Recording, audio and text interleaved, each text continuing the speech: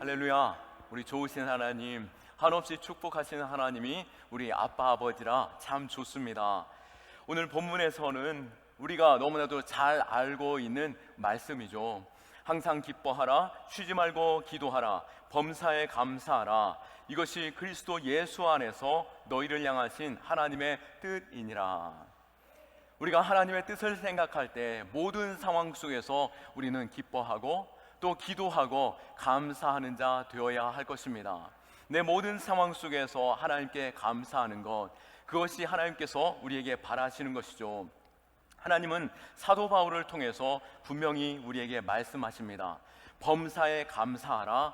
이것이 그리스도 예수 안에서 너희를 향하신 하나님의 뜻이니라. 그러기에 우리는 이것을 잊지 않고 모든 일에 감사할 수 있는 자 되어야 할 것입니다. 하지만 우리가 내 자신에게 물을 때에 이것이 결코 너무나도 당연한 것처럼 여겨지고는 있지만 감사하는 거 참 쉽지 않다라고 하는 것을 잘 알고 있을 것입니다. 항상 기뻐하는 거, 쉬지 않고 기도하는 거, 범사에 감사하는 거 결코 쉽지 않습니다. 어쩌면 그렇기 때문에 이것을 우리에게 명령으로 주셨고 또 강한 어조로 우리에게 부탁하시는 것일 것입니다. 이것이 우리에게 복이 되고 또 이것이 우리의 삶에 있어서 삶에 큰 힘이 되는 원동력이 되기 때문인 것이죠. 그렇기 때문에 우리는 어떠한 상황 중에도 이 말씀을 기억하고 하나님의 뜻을 생각하는 가운데 기뻐하고 기도하고 감사할 수 있는 그러한 자로 설 수 있기를 간절히 바랍니다. 오늘 본문에서 전하시는 이 사도 바울의 권면, 과연 사도 바울은 어떤 상황에 있었기에 그가 기뻐할 수 있었고 또 기도할 수 있고 범사에 감사할 수 있었을까요? 또 이 편지를 받는 데살로니가 교회, 그 교회는 어떠한 상황이었기에 기뻐하고 또 기도하고 감사할 수 있다라고 전하고 있을까요? 데살로니가 교회는 사도 바울이 2차 전도 여행 가운데 약 3주 동안 머물렀던 그 데살로니가 지역에서 만났던 그 사람들이 복음으로 변화를 받아 그들의 모임을 통하여서 세워진 교회가 바로 데살로니가 교회입니다. 이 교회가 세워지는 것에 있어서 사도행전 17장에서 우리는 만날 수 있는데요, 사도 바울은 데살로니가에 있는 유대인들의 회당에서 하나님의 말씀을 가르쳤습니다. 그리고 그 말씀의 핵심이 되는 메시아, 그 분이 누구신지 전하실 때에 예수 그리스도가 우리가 기다리는 그 그리스도시요, 그는 십자가에서 달려 죽으셨다가 3일 만에 다시 살아나 부활하신 주님이시다. 그리고 그 주께서 다시 오실 때에 우리가 참된 구원이 있다라고 증거하게 되었던 것이죠. 이 복음의 메시지를 듣는 가운데 그 헬라인들, 경건한 가운데 있던 헬라인들의 고위층에 있는 사람들이, 큰 무리가 이 복음을 받아들이고 예수를 믿기로 결정하였고 사도 바울과 신라를 따랐습니다. 또 수많은 귀부인들 역시 은혜를 받고 이 복음의 자리로 항상 나와 복음으로 즐거워하고 감사할 수 있었던 것이죠. 사도 바울의 영향력이 데살로니가 지역에 그 전체적으로 퍼져가기 시작하였고 수많은 사람들이 그의 말씀을 듣기 위해 모였던 것입니다. 그런데 그곳에도 사도 바울의 일행을 매우 싫어하고 핍박하는 사람들이 있었습니다. 바로 전통 유대인들이었는데요, 그들은 결국 불량배들까지 동원하여서 사도 바울을 어떻게든 몰아내거나 또 죽이기를 꾸미고 있었다라고 하는 것입니다. 야손의 집에 머물고 있었던 사도 바울을 끌어내어 죽이려고 침입하였을 때에 다행히도 사도 바울은 그 자리를 피할 수 있었습니다. 또 계속해서 복음을 증거하려고 할 때에 그 유대인들은 이 사도 바울과 신라를 가리키고 또 그 무리를 가리켜서 로마의 황제를 거역하고 지역을 소동케 하는 자로 낙인을 찍으면서 그 많은 사람들과 함께 선동하면서 이 사도 바울을 죽이려고 애썼고 결국 사도 바울은 야반 도주하듯이 그 지역을 떠나 베레아로 피하여 들어갔습니다. 하지만 그 전통 유대인들은 끊임없이 이 사도 바울의 위치를 파악하고 또 그를 핍박하려고 하는데요, 사도 바울의 일행이 이 베레아 지역에서 복음을 전한다라고 하는 소식을 듣고 또 불량배들과 함께 그들을 죽이려고 하였던 것입니다. 할 수 없이 사도 바울은 믿음의 아들 디모데를 그 지역 가운데 남겨두고 그는 아테네 지역으로 떠납니다. 그리고 멀리 떨어진 고린도에서 사도 바울은 이 디모데를 통하여서 이 데살로니가 교회가 어떻게 되어져 가고 있는지 소식을 듣게 되는 것이죠. 과연 그가 이 상황 속에서 감사할 수 있을까요? 어쩌면 데살로니가 지역에서 복음을 받아들이는 사람들을 보면서 야, 이 지역의 사람들이 또 그 고위층에 있는 사람들이 복음을 받아들임으로 인하여 이 지역에서 놀라운 일들이 일어나겠구나 라고 하는 잔뜩 기대감이 있었을 것입니다. 하나님이 놀라운 일들을 행하실 것에 대한 그 기대감 속에 있을 때에 그를 핍박하고 죽이려고 하고 결국에는 야완 도주하면서 그 자리를 피해야 하는 상황. 데살로니가 그 교회가 든든히 서가기 위해서는 이 3주라는 시간이 너무나도 부족한데, 이때 들었던 그 복음으로 변화되었던 그 사람들이 다시 옛자리로 돌아가면 어떻게 할까라고 하는 그 불안한 마음도 있었을 것입니다. 그 마음에서 어찌 감사할 수 있었겠습니까? 그런데 다행히도 그 복음을 들었던 사람들이 변화를 받고 그 복음으로 말미암아 그들이 함께 모이고 또 복음을 증거하고 신앙 가운데 견고하게 믿음과 사랑과 소망을 지켜가며 서가고 있다라고 하는 소식을 들으면서 하나님 앞에 할렐루야를 외치면서 찬송할 수밖에 없었던 것이죠. 할렐루야. 이 데살로니가 교회가 사도 바울에게 큰 기쁨이 되는 것이었습니다. 그런데 여전히 그곳에는 문제가 있었습니다. 앞서도 말씀드렸듯이 그 극심한 핍박과 환난이 계속되는데 그 전통 유대인들이 이 데살로니가 교회에서 복음을 받아들인 사람들을 끊임없이 핍박하고 그들을 환난으로 몰아넣고 죽이려고 하고 있는 상황들이 계속되었다라고 하는 것이죠.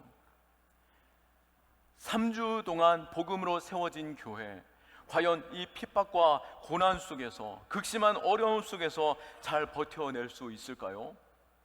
그들이 잘 버텨낼 수 있고 신앙 가운데 견고하게 서갈 수 있도록 사도 바울이 그 소식을 듣고 기뻐했을 뿐만 아니라 그들에게 권면의 메시지를 전하면서 편지하게 되는데요, 그 편지가 바로 데살로니가 전서인 것입니다. 그렇다면 힘들고 어려움 속에 있는 그들이 만나고 있는 그 직면한 그 상황 속에서 어떻게 권면하여야 그들이 힘을 낼 수 있을까요? 잘하였다. 예수께서 너희와 함께 하시고 너희가 복을 얻게 될 것이다. 너희들이 조금만 힘내면 내가 곧 가겠다라고 권면하는 것이 아니라 항상 기뻐하고 쉬지 말고 기도하고 범사에 감사하라. 이 모든 것들이 하나님의 뜻이다라고 말하고 있는 것이죠.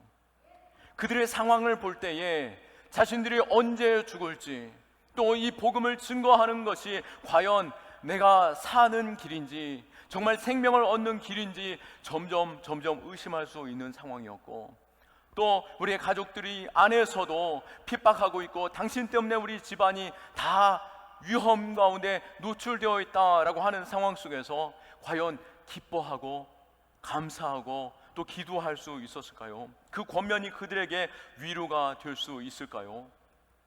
우리에게 그 말씀으로 위로한다라고 한다라면은 우리는 이렇게 목숨을 걸고 복음을 전하고 있는데 당신은 왜 속히 오지 않습니까? 또 당신이 올 때까지 우리는 이 자리에서 피해 있거나 또 우리를 위로해주는 메시지로 전해주어야 하지 않겠습니까? 라고 하면서 어쩌면 섭섭한 마음에서 지금 이 데살로니가에 있는 교회 성도들은 초신자에 불과하지 않습니까?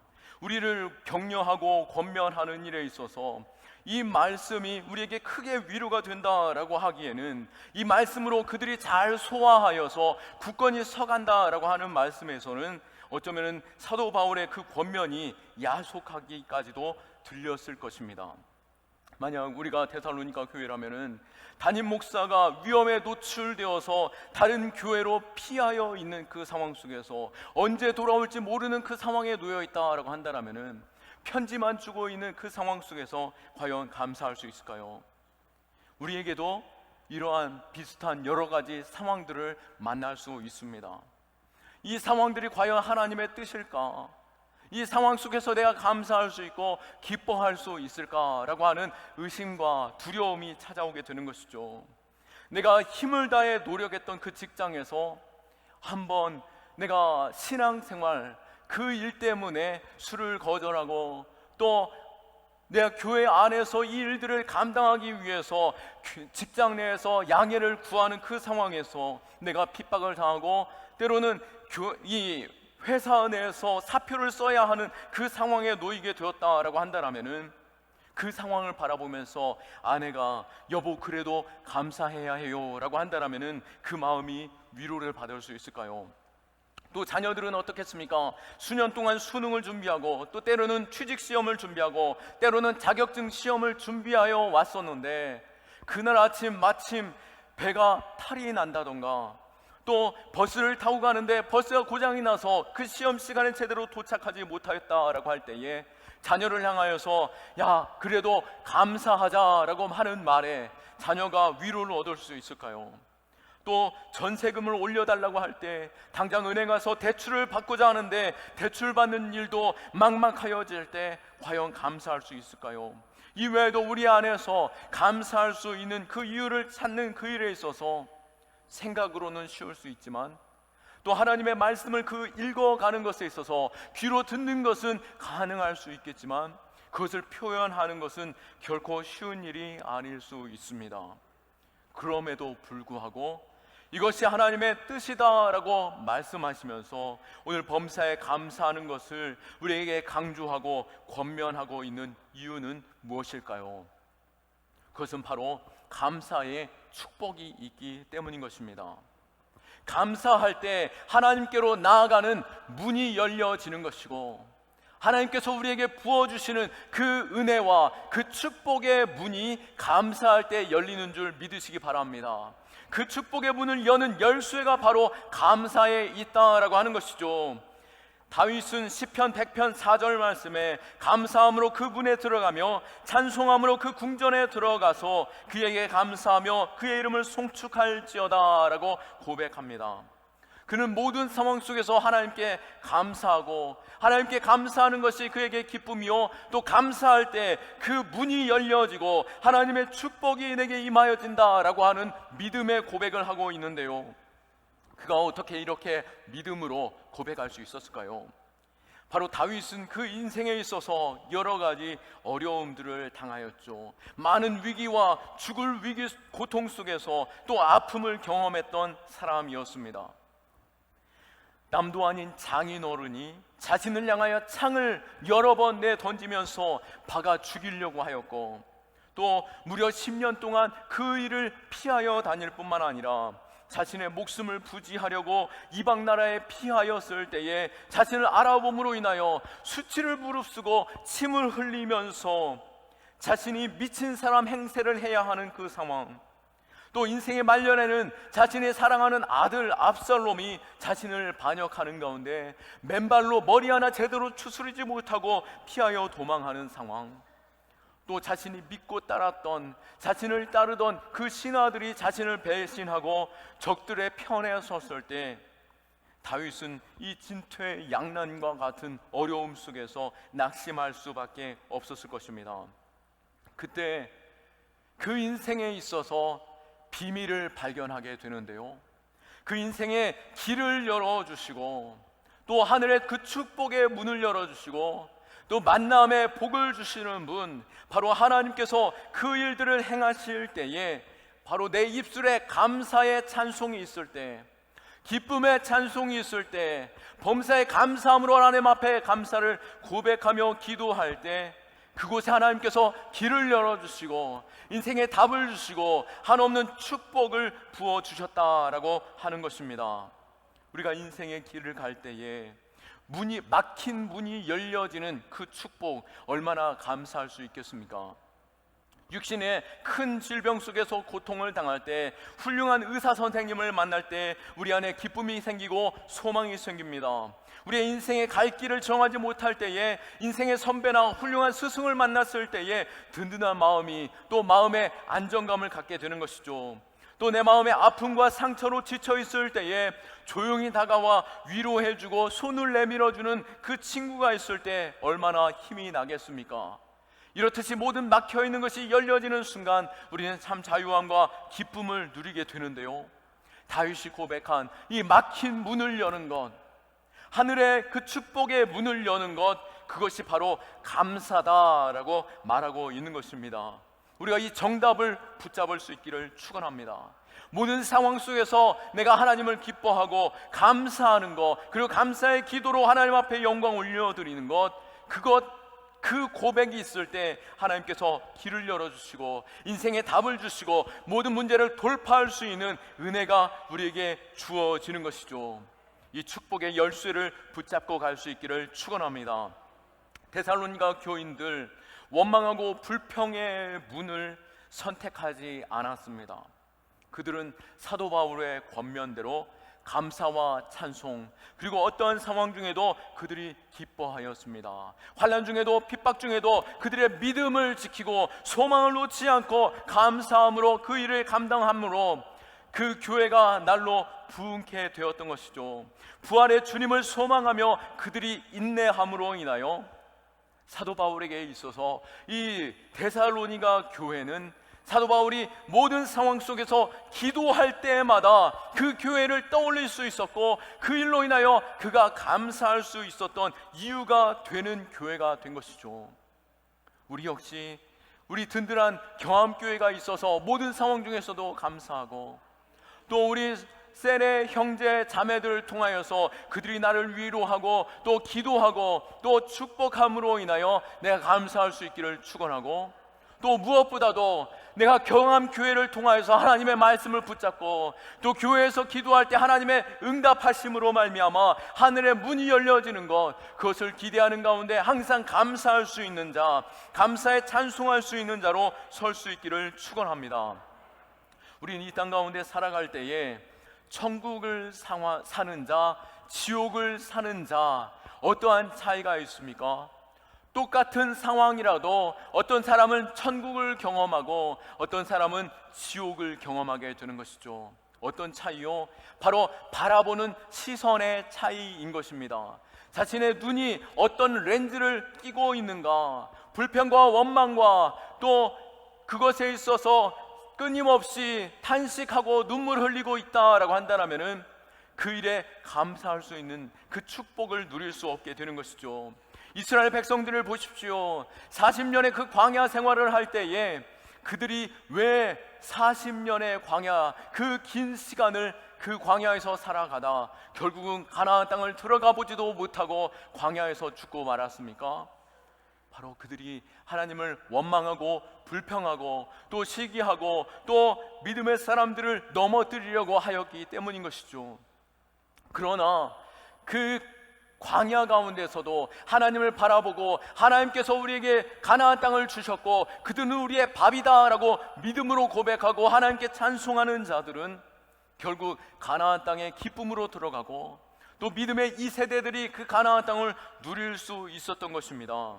바로 우리의 시선이 모든 상황 속에서 감사로 바라볼 수 있는 자, 천국을 사는 자 될 수 있기를 축원합니다. 감사의 렌즈를 끼고 보면은 모든 일들이 감사할 수 있는 이들입니다. 그러나 원명과 불평의 렌즈를 끼고 바라보게 되면은 끊임없이 판단하고 슬픔과 탄식 속에 놓일 수밖에 없는 것이죠. 바로 다윗의 노래를 볼 때에, 다윗의 찬송을 볼 때에 하나님이 예비하신 그 궁정의 그 아름다움과 그 축복, 바로 내 감사의 고백에서부터 시작된다라고 고백한 것처럼 우리가 하나님께 감사함으로 나아감으로 인하여 하나님의 축복을 누릴 수 있기를 축원합니다. 감사하는 것은 수동적인 자세가 아니라 능동적인 자세인 것이죠. 우리가 감사할 수 있을 때 감사하는 것이 아닌 감사할 수 없는 상황에 감사하는 것, 그것이 바로 하나님의 뜻을 이루는 자의 삶인 것입니다. 인간적인 생각에서는 원망과 불평할 수 있는 상황 속에서도 감사할 때 하나님은 끊임없이 우리에게 감사의 일들을 허락하심을 믿으시기 바랍니다. 오늘 본문에서 핍박과 환난 가운데 여전히 놓여있던 그 데살로니가 교회가 사도 바울의 감사하라, 기뻐하라, 그 일에 있어서 기도하라, 이것이 하나님의 뜻이다 라고 할 때에 그들은 초신자임에도 불구하고 그 말씀을 붙잡고 감사하는 자 되었습니다. 그로 인하여 그 교회가 복을 얻었던 것처럼 우리 역시 모든 상황 속에서 감사할 수 있기를 원하는데요, 그렇게 모든 상황에서 이 감사를 선택하는 것, 이 하나님의 뜻이다라고 하는 이 말씀은 곧 감사의 문을 통과하는 자만이 열린 문을 경험할 수 있고 기쁨의 잔치에 들어갈 수 있다라고 하는 것과 같은 것이죠. 감사하라라고 말씀하신 것은 감사하는 자에게 이러한 축복이 있다라고 하시는 하나님의 약속과 같은 것이기에 우리가 감사함으로 그 일들을 선택하고 그 축복을 누릴 수 있기를 축원합니다. 독일의 격언 가운데 선물을 보지 말고 선물을 주는 손을 보라라고 말합니다. 마찬가지로 우리는 선물이 그 가치가 어떤 것인지를 바라보면서 그것이 내게 좋은 것인지 나쁜 것인지를 분별하는 것이 아니라 왜 어떤 의도를 가지고 이러한 선물을 주었는지 그것을 잘 살필 수 있기를 원하고 그 주시는 그 선물 주는 자가 누군지를 잘 살펴야 하는 것이죠. 우리에게 허락한 모든 것들이 하나님께서 내게 주셨다라고 한다면은 하나님은 좋으신 아버지시오, 또 우리로 하여금 복 주시기를 즐거워하시고 상 주시기를 즐거워하시는 아버지이신 것입니다. 그러기에 이 모든 것을 통하여서 합력하여 선을 이루실 뿐만 아니라 우리로 하여금 온전케 하시려고 이 인내의 자리를 통과하게 하시는 그 하나님의 크신 생각을 우리가 순종하며 갈 때에 우리 안에 절망이라는 것은 사라지게 되는 것이죠. 하나님을 신뢰하십시오. 로마서 8장 31절에서 32절 말씀, 만일 하나님이 우리를 위하시면 누가 우리를 대적하리요? 자기 아들을 아끼지 아니하시고 우리 모든 사람을 위하여 내주신 이가 어찌 그 아들과 함께 모든 것을 우리에게 주시지 아니하겠느냐라고 말씀하신 것처럼 우리 아버지의 사랑을 우리가 경험할 때에, 또 그 사랑을 알 때에 그 십자가조차도 능히 감당하셨던 예수님께서 그 영광의 자리에 서신 것처럼 우리도 이 상황들을 믿음으로 잘 돌파하고 하나님의 축복을 누리는 자 될 수 있기를 축원합니다. 우리는 하나님께 감사할 때, 내게 감사의 조건이 주어졌을 때 감사하는 자 되기보다도 감사할 수 없는 상황 속에서 먼저 감사하는 자 될 수 있기를 축원합니다. 그리고 우리가 구하는 그 모든 일에 있어서 하나님께서 이미 내게 주신 것으로 믿고 감사할 수 있기를 축원합니다. 이 일에 있어서 예수님께서 먼저 본이 되어 주셨는데요, 예수님께서는 이 땅 가운데 오셔서 하나님 앞에 먼저 감사하는 분이셨습니다. 오병이어 사건을 보아서도 우리는 알 수 있죠. 보리떡 5개와 물고기 2마리를 들고 많은 사람들에게 먹이면서 기적을 베푸시는 그 하나님을 보고 감사하였습니까? 아니요. 그 소년이 건네준 그 보리떡 5개와 물고기 2마리를 들고 하나님 앞에서 먼저 축사하였다라고 말하는데, 이 축사하였다라는 표현이 바로 하나님께 감사하였다라고 하는 표현인 것입니다. 하나님 앞에 감사함으로 인하여 5,000명 아니요 10,000명에 가까운 그 사람들이 이 놀라운 기적을 체험하게 된 것이죠. 또한 요한복음 11장 41절에서도 예수님께서는 이미 죽어 썩어져 냄새나는 나사로의 무덤 앞에 서셔서 그 무덤의 문을 열라라고 말하였습니다. 많은 사람들이 말리는 가운데 있었음에도 불구하고 문을 열었고요, 예수님께서는 나사로야 나오라라고 먼저 말하지 않았습니다. 예수님께서는 41절에 돌을 옮겨 놓으니 예수께서 눈을 들어 우러러 보시고 이르시되 아버지여 내 말을 들으신 것을 감사하나이다 라고 고백합니다. 아직 말하지 않았음에도 불구하고 하나님께서 내 말을 들어주심에 감사합니다 라고 말할 수 있는 것은 하나님께서 이미 내 말씀을, 내 고백을 들을 것을 알기에, 내 하나님이 어떤 분이신 줄 알기에 먼저 감사하고 나사로야 나오라 라고 외쳤다라고 하는 것이죠. 우리 역시 먼저 감사할 수 있는 믿음 될 수 있기를 축원합니다. 맥추감사절은 저희가 항상 그 전주에 이렇게 감사를 고백하게 됩니다.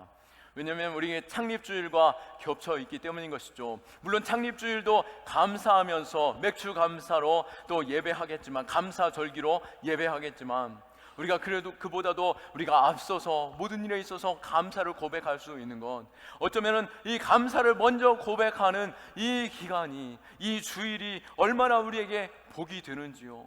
그러기에 하나님께서는 우리 경암교회를 복되게 하시고 또 풍성한 은혜로 채우실 줄로 믿습니다. 그러기에 우리의 모든 삶에 있어서 하나님께서 베풀어 주실 것에 있어서 내가 기도하기에 앞서 먼저 기뻐하고 먼저 감사하고 또 감사함으로 하나님 앞에 나아가 기도하는 자 될 수 있기를 축원합니다. 말씀을 마칩니다. 영성학자 헨리 나우에는 감사하는 삶에는 연습이 필요하다라고 말하였습니다. 아닌 게 아니라 우리의 자녀들을 볼 때에 감사의 고백에 있어서는 가르쳐야 한다라고 하는 것을 알 수 있습니다. 그 부모가 감사해야지 라고 해야 그 자녀들이 그때 비로소 감사를 알아가게 되는 것입니다. 이와 마찬가지로 하나님께서는 우리를 너무나도 잘 아시기에 우리가 많은 것들을 취하기 이전에 먼저 감사를 가르치셨습니다. 이스라엘 백성들을 향하여서 이 절기를 허락하시면서 감사의 절기를 준비케 하셨는데요, 그들이 추수를 하였기 때문에, 추수하는 자리였기 때문에 감사 절기를 그들에게 가르치셨습니까? 아니요, 그들이 이미 광야에 있을 때, 아직 가나안 땅에 들어가지 않았을 때에 감사의 절기를 가르치면서 너희가 가나안 땅에 들어가면은 감사하는 자 되라, 또 이 자리에서 먼저 감사하라 라고 하면서 감사의 절기를 지키게 하시면서 가르치셨던 것이죠. 그러나 이스라엘 백성들은 가나안 땅에 들어가서 처음에는 감사하였을지 모르겠지만 그 가나안 땅에서 복을 주시는 분이 하나님이 아닌 그 땅의 신들로 착각하고 그들과 함께 즐기는 자 되었던 것이죠. 하나님 앞에 감사하지 못하고 그들이 절기를 잃어버림으로 인하여서 그들이 망하게 되고 그들이 포로로 떠나가게 된 것입니다. 그러나 하나님께서 그들에게 긍휼을 베푸시고 하나님의 약속의 말씀을 기억나게 하시면서 그들이 가장 먼저 회복했던 것들이 무엇입니까? 바로 절기를 회복하는 일들이 있음으로 인하여서 그들에게 축복이, 그 부흥이 다시 시작되어졌다라고 하는 것입니다. 그러기에 우리는 이 감사의 절기, 감사하라라고 말씀하는 이 절기를 기억하면서 감사할 수 없는 그 조건 속에서도 감사하는 자 될 때에 하나님의 축복이 우리에게 임함을 믿고 먼저 감사하는 자 될 수 있기를 원하고, 또 이 감사를 끊임없이 가르치는 자 될 수 있기를 축원합니다. 그래서 우리의 가정에서 절기만큼이라도 신앙생활 하지 못하고 혹은 멀리 떠났던 우리 자녀들 어떻게 해서든지 절기 때만이라도 함께 나와 예배하고 주님을 기억하고 함께 찬송할 수 있는 자 될 수 있기를 원하고, 그 감사로 인하여 하늘의 문이 열려지고 축복을 누릴 수 있는 우리의 가정, 또 우리 한 사람 한 사람의 믿음 될 수 있기를 예수 그리스도의 이름으로 축원합니다. 아멘. 우리 하나님께 영광의 박수 올려드립니다.